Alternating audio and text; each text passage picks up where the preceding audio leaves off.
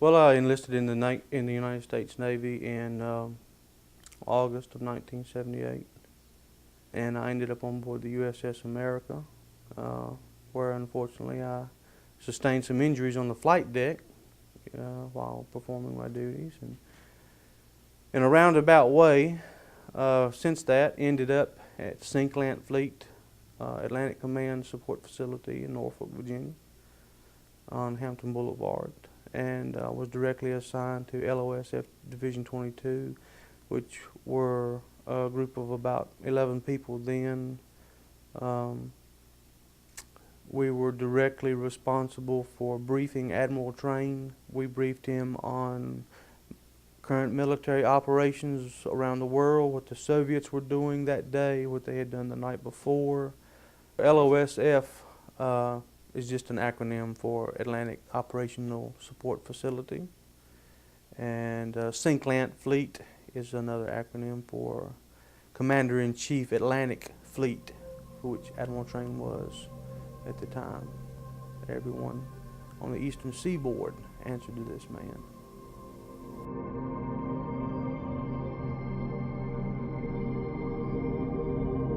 I was granted, after a 6-month wait, a top secret special compartmented intelligence clearance with a zebra stripe identification badge, which permitted access to all facilities on the base at all times.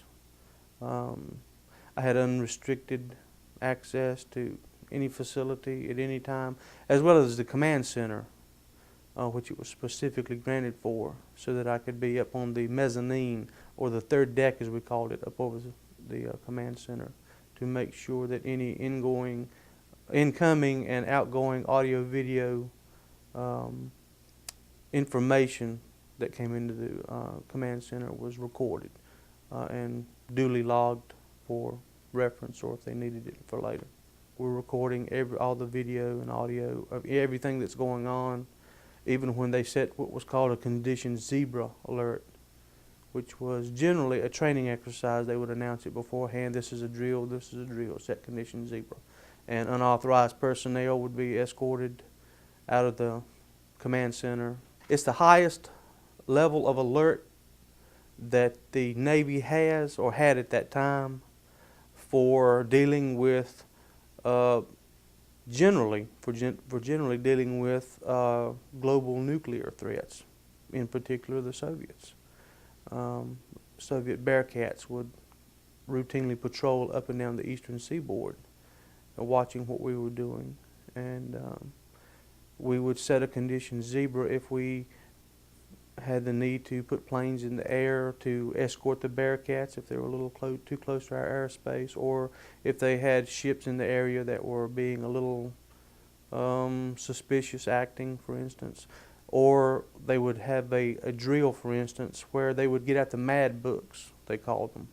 The watch officer and the junior watch officer, the JOD, had keys to a safe, and they would get these books out, called the mad books, Mutual Assured Destruction, and they would have the codes that were necessary to transmit to the submarines out in the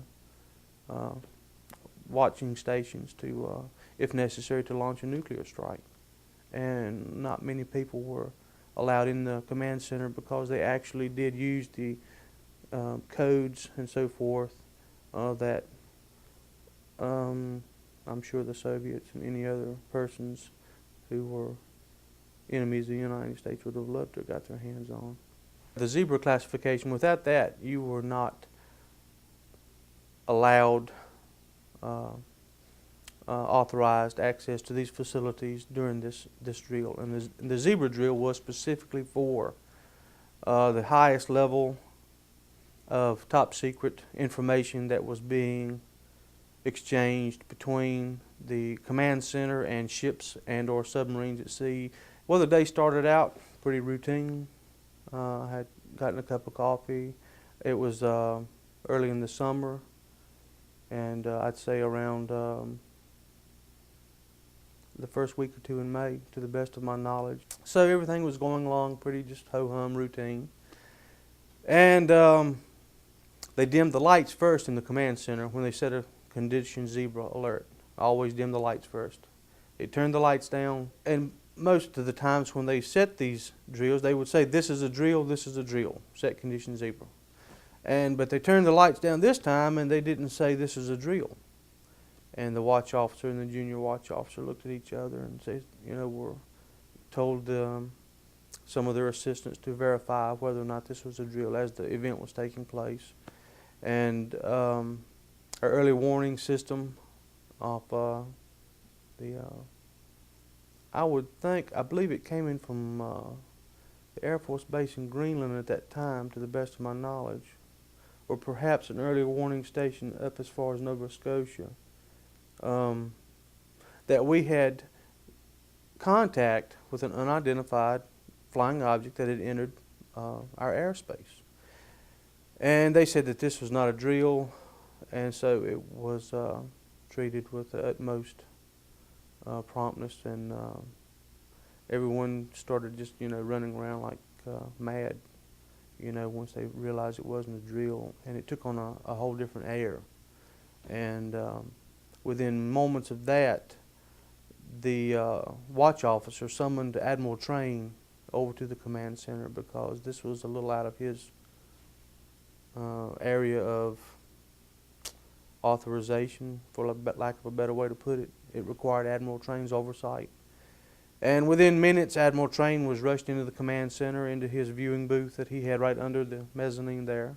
And the first thing that Admiral Trane wanted to know was how many contacts we had, where they were, which direction were they going, and were the Soviets responding. Because we knew it wasn't the Soviets that had entered our airspace. That was verified from the get-go, from the very start. And at that point, when Admiral Trane found out that it wasn't the Soviets, and that he wanted to know were the Soviets responding to this threat also, that was the moment that he gave authorization to put 2 planes up to go see what this thing was. And that's when the chasing up and down, began. We launched planes from as far north as Greenland to NAS Oceania. And this object, we had it on radar for, this event probably lasted, almost an hour perhaps. And pilots, you could hear the pilot's live voice transmissions being piped into the command center, visual confirmation of the object, description of the objects. Pilots were able to close a couple of times and be able to see that the object was not an aircraft that we were familiar with, was nothing that we had, was nothing the Soviets had, and that was determined very quickly. And this vehicle or plane or whatever it was that they were chasing showed very erratic flight up and down the coast, very quick flight. It would actually be off the coast of Maine, for instance, and would leave the airspace in that area so quickly that we were having to have planes coming out of Dover Air Force Base to pick it up, just in what seemed like moments. And would take, I know for a fact it would take, an F-14 probably 30 minutes to traverse that much distance. But this object, whatever it was just popping up. Just, one minute it was here, and the next minute, bam, it was down, several hundred miles, down the coast, just playing tag. It did go all the way down to a point off the coast of Florida around Mayport, the naval air station we have down there at Cecil Field, or had at that time. I think it's closed now. And that was before it turned and took it would have been an easterly direction from our vantage point back out towards the Azores, before we actually lost track of it. And during all this, we have satellites called the KH-11 satellites that we use for information gathering. And this satellite did have a very high capability of taking really good photographs of things literally within just a few feet of the ground from a vantage point out in outer space. And they were trying to get the KH-11 satellite to track this thing to get some photographs of it. And they did. The satellite, the photographs that we did get back into the command center later on came from the first encounters that the planes had with it up off the North American coast. They did get close enough to get some photographs taken that were later brought over to the command center. Well, from the photograph, I could remember the shape. What I would have said would have been more like a well, it was quite flat. It was long. I would say a cylinder. I would say a cylinder because it was abrupt. It had abrupt ends. The ends didn't taper down like most aircraft. It just came to an abrupt end, and it did appear to be reflecting sunlight because you could clearly tell it was metallic, or appeared to be clearly metallic. And the pilots, they were giving information such as it was not leaving behind a vapor trail, no discernible lights, markings on it, no windows, cockpit windows, doors, nothing like that. It seemed to be just one solid thing, whatever it was. What was really bugging Admiral Trane out, that was what was really driving him nuts, was this thing absolutely had complete control of the situation and could just be wherever it wanted to be just in a matter of seconds. One minute we're closing on it, off the coast of Maine. The next minute it's in Norfolk, headed south towards Florida, and it's all we can do to alert get the early warning radar up down the coast to watch for this thing as it just had it stay with us, just toying with us, for lack of a better way to put it. And Admiral Trane and his staff they were quite concerned about it, to say the least. They were quite concerned, especially once they found out that it wasn't the Russians and it wasn't us, and he wasn't aware of anyone else who had the technology to build such a craft that could, whatever it was, could move about so easily and so quickly.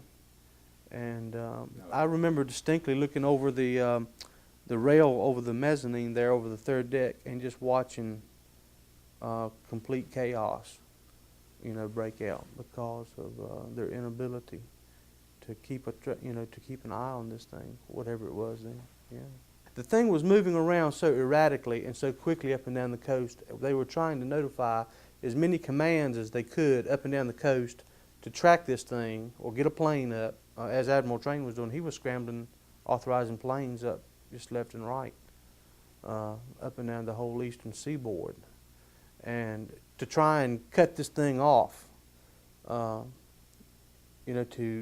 get some planes coming in on it from the north and the south, for instance, to kind of, to literally trap it, to force it down. It was clear that they wanted to recover it, to force it down, or by whatever means possible.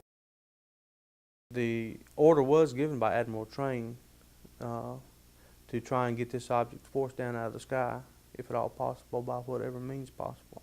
And that was, as I had said before, after they found out and knew for certainty that it wasn't the Russians. And after we found out it wasn't the Russians, they didn't care who it was, as long as it wasn't the Russians.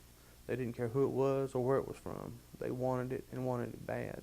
The information coming in the command center was being relayed to us from different radar sites that we have up and down the eastern coast that watch our airspace. The only descriptions that I recall that the pilots actually made were that they could not find any markings on the aircraft. They could not find any visible signs that the thing had wings, a tail, windows, a cockpit, or anything like that, or any markings from any country. I would describe him as being scared. Yeah, just, yeah, scared. Yep, to put it in a nutshell. Yep. He was usually a very calm man of, very mild demeanor, just a really nice fellow. And you didn't ever really see him lose control, raise his voice, get excited about anything. But this really got him,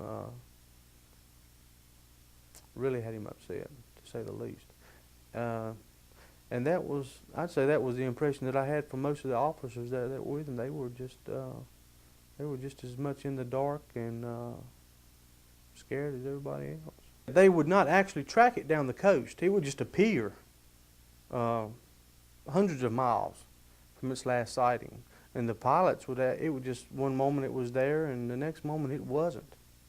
And I think that was one of the things that really had Admiral Trane's hackles up, because he didn't have any control over it or the situation. This thing just had a mind of its own and was causing such an uproar up and down the eastern coast, and him being ultimately responsible at that time, I'm sure it was stressing him out quite a great deal, which you could tell by his tone of voice. You could just tell, by listening to him, that he was very, very, very worried. But on radar, it was very unusual that the radar information that was coming into us that we were keeping track of was they would absolutely lose it one moment, and then we would pick it up. It would just appear as an unauthorized vehicle in military airspace, for example. And trust me, the military knows where every commercial flight is at all times. We knew where every plane we had was at all times. We knew where every commercial flight coming through our airspace was at all times. There just wasn't anything going on that we didn't know about it. Literally, there wasn't anything going on that we didn't know about. All the planes that were scrambled, that were put up off of shore facilities, because the Navy has shore facilities, the Naval Air Stations, for example, Oceana. When you set a condition zebra, whether it's a drill or not, people who are not authorized to be there who do not have a zebra access badge, it's a zebra stripe badge on your clearance badge, they have to leave the command facility,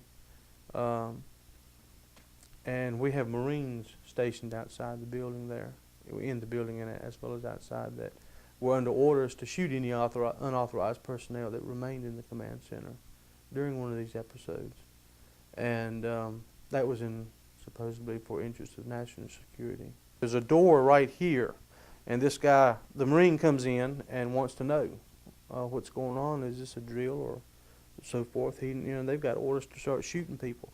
And I know, because I actually got the junior OOD's attention and said, hey, you guys need to tell this guy something. He's ready to start shooting people, because they haven't told him to stand down yet, and which he did. And I remember, wanting to just get the hell out of there, because they were, well, he came in and, and if he said, you've got a minute or two if I don't find out something. Oh, they were ready to come in and start shooting people. Yeah, destroying evidence, and yeah. When this event, as I referred to it, ended, the object that we had been chasing up and down the seaboard and not really getting a whole hell of a lot of information from, and just playing, tag with this thing, it headed out over the Atlantic, towards the Azores. And I don't know who was responsible for getting this information, or who actually had it, or how they had actually gotten it. But I do remember them saying that it had pulled up at a 66-degree angle as it approached the Azores, like this, and it just pulled up at a 66-degree angle without slowing down or anything, and left the atmosphere, just was gone. It just took off into space and was gone, and just like that. And it just absolutely left. You're talking about something that covered thousands of miles in the blink of an eye, and it was just gone. And it just left everyone sitting around scratching their heads.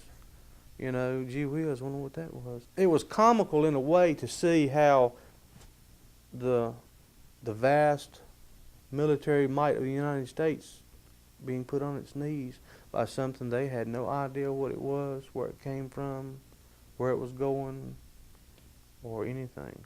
And the only thing that they knew for sure was that it wasn't the Soviets. And they were very adamant about finding that out, whether or not it was something new the Soviets had came up with. We secured from condition zebra. They turned the lights up. everyone's sitting around talking about it. You know, down on the command floor. I'm up here by myself on the third deck. Admiral Trane is down here in his briefing area. They stayed for a few minutes before they left, and everyone's just, you know, making idle chit-chat about it and so forth and so on. I made a log of it, a note of it in my logbook, like you had to do, and really didn't give it much more thought.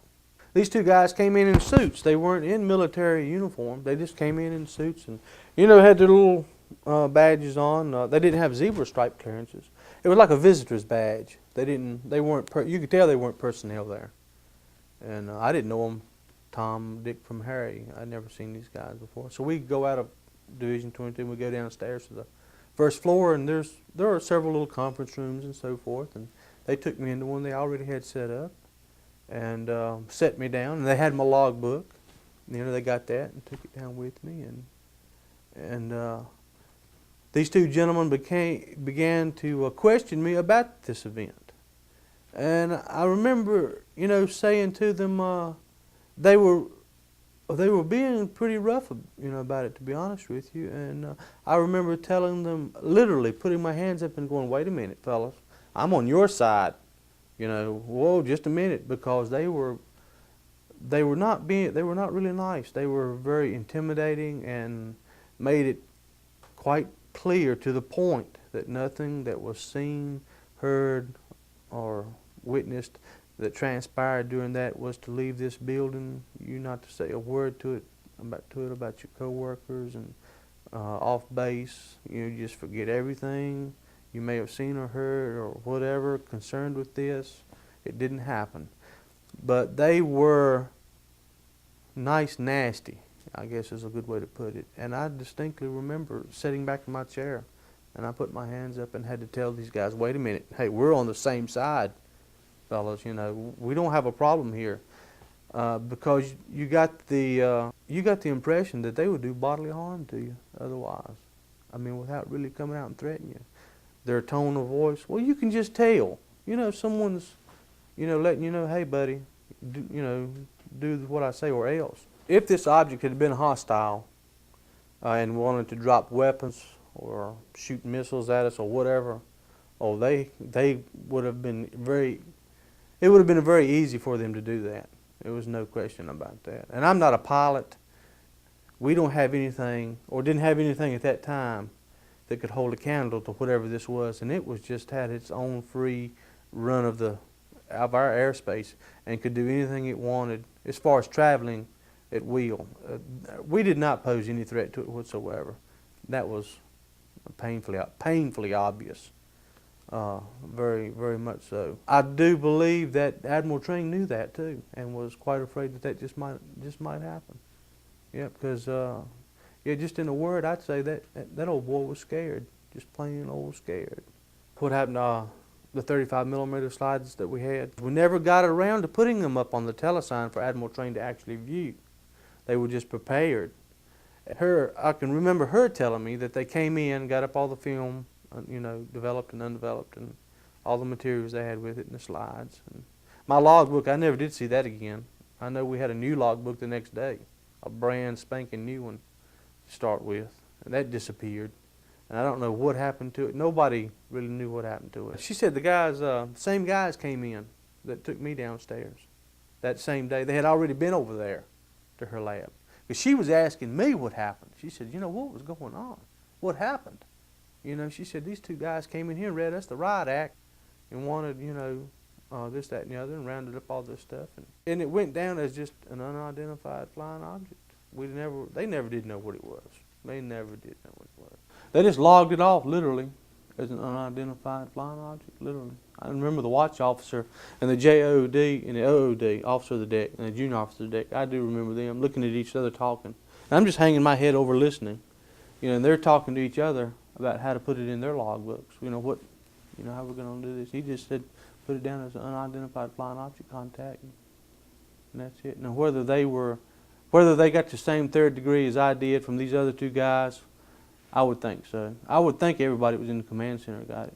I would say that the facilities that actually had this thing on radar, 5 that I'm sure of, and that's from Greenland all the way to Florida. 5 that I'm sure of. There may be some others, but but I don't know. But yeah, I'm aware of. And that's because I knew that because Admiral Trane was giving orders to see if, NEAS Oceana, let's get some planes up from there, scramble some fighters. He did make a call for them to alert Dover Air Force Base, Patuxent River, Maryland, Cecil Field down in Florida. When I got out, I received an official United States Navy document on the Navy letterhead. They gave me this document where for 5 years, it was absolutely out of the question. I could not leave the country under any circumstances whatsoever. And to leave the state of Virginia, I had to contact the Roanoke office of the FBI and let them know if I just wanted to cross the state line down here to go into North Carolina or just leave the state of Virginia. I had to let the FBI know about it. And that was for 5 years after I was discharged. I was going to tell you about this guy. Jack Booth is his name. He's dead now, but he was in the Army and he was stationed at Roswell when the Roswell incident happened. And it's my wife's uncle, my wife's mother's brother. There were a bunch of these kids. He was from Bluefield, West Virginia, and his name was Jack Booth. And what did he say? That he said that when he was in the Army, just a kid in the Army, he was at Roswell when this thing, whatever it was, crashed. And he said that it was, he was there pulling guard duty when they went out to the crash site on a truckload of them to get debris up and whatnot. And that he was there when they actually did recover the bodies, and he was standing there. He said, and I'm telling you, he said they put little bitty guys in body bags, and he said they weren't humans. He said they were just little odd-looking fellows, He said they weren't nothing like a human. And they put them in body bags, and one or two of them were still conscious or alive or something like that from the crash. There were survivors. There were actual survivors from this crash, according to him now. I just remember him just saying they were just little bitty, non-human beings. I don't remember if he said how tall they were. They were picking up all the little pieces, and he said they actually put them guys down shoulder to shoulder on their hands and knees and went across the debris area, picking up any little speck and scrap of anything that they had. And they done it for days, for days. And that they were all threatened. He said they just came right out and said, look, you see anything about this, and you might just turn up missing tomorrow. But he did say that they were, they didn't, make any bones about it, and came right to the point about letting them know that how, much they wanted to keep this, under wraps. But he said, I'm telling you, he said, I was there.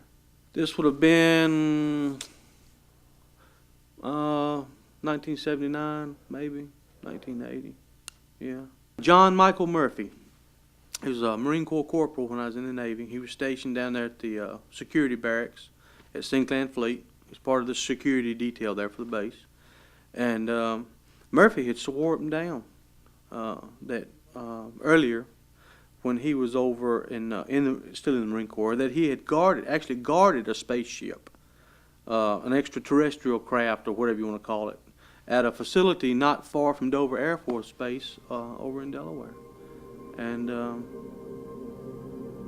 knowing Murphy as I did, yeah, I'd believe him. I'd believe Murphy. It was kind of grayish foil-like, maybe 8 to 10 inches long. I can't remember.